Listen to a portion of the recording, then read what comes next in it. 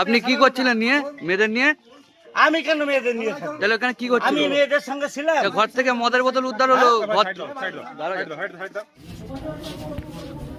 এখানে কি করতে এসেছিলেন দিদি? কি করতে এসেছিলেন এখানে? ঘরের মধ্যে ওই মেয়ে ছেলেদের নিয়ে এসেছিল, মদ টদ খাচ্ছিল। আর মেয়ে ছেলেদের নিয়ে আসে যে কারণে মানুষ, সেই কারণেই নিয়ে এসেছিল হয়তো। আমরা সবাই দেখেছি, এর আগেও এরকম 2-5 বছর ধরে চলছে, বহুদিন ধরেই চলছে।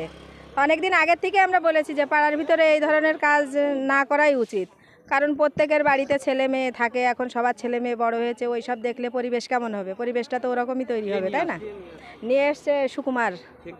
সুকুমার হচ্ছে পৌরসভার ভেতরে 22 নম্বর ওয়ার্ডের কাউন্সিলর, তৃণমূলের।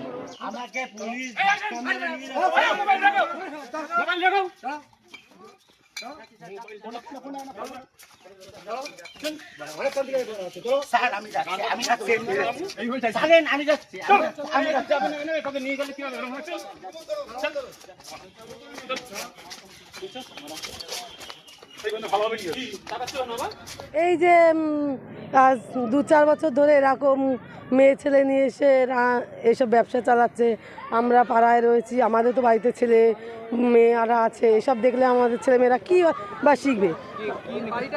মানে ওই বাড়িটা ওই যে উনি ভাড়া মানে সুকুমারের কাউন্সিলর, তৃণমূলের কাউন্সিলর সুকুমার, উনি এই পৌরসভার 22 নম্বর ওয়ার্ডে। এখানে ওই যে মেয়ে ছেলে নিয়ে, বুঝতেই তো পারছেন মেয়ে ছেলে। আজকে আমাদের পাড়ার ছেলেপেলেরা, আমরা সব বারণ করা সত্ত্বেও শুনিনি। তারপরে লাস্টে আমরা আইনের সাহায্যে আইনের খবর দিলাম। আইন 3টে মেয়ে ছেলে ছিল, আমরা তো তাদের চিনি না। ওই দুটো মেয়ে ছেলে ছিল, কোথায় কৃষ্ণনগর না কোথা থেকে এসছে। পাড়ায় দেখলাম 2জন মহিলা এবং সাথে বনগাঁ 22 নম্বর ওয়ার্ডের কাউন্সিলর সুকুমার এবং তৃণমূলের কাউন্সিলর। তো আমরা জিজ্ঞাসা করলাম যে মেয়ে ছেলে নিয়ে উঠেছেন, কি ব্যাপার?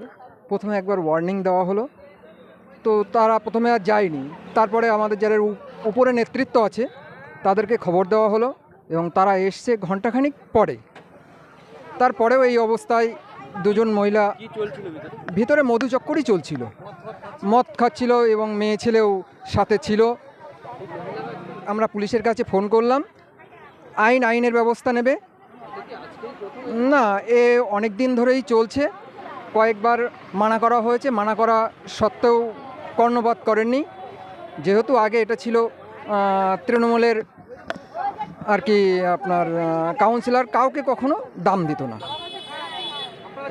আমরা চাইছি যে এই মধুচক্র যেন পাড়ায় না চলে এবং আমরা চাই সুস্থ সমাজ গড়ে উঠুক।